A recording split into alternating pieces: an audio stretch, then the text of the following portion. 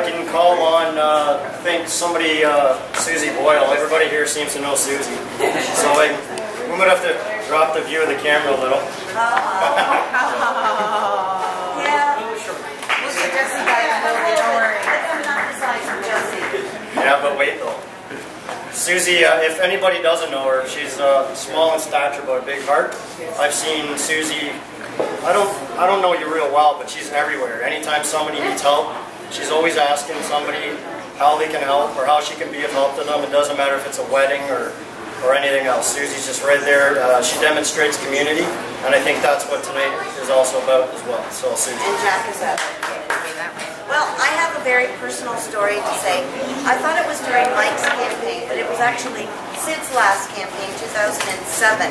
I was working at provincial office on the provincial election, and my area that I was in was next door to the shipping and receiving of the party, where we put out pamphlets and received pamphlets, and anything that came and went we looked after.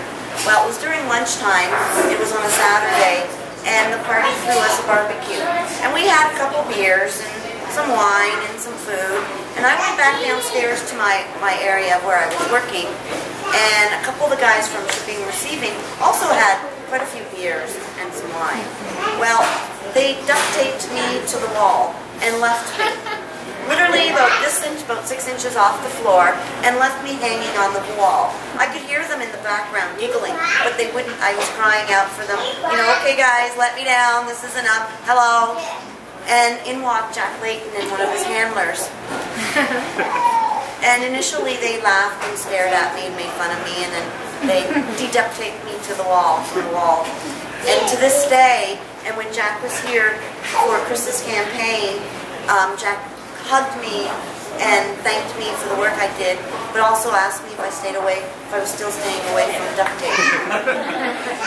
And that was in 2007.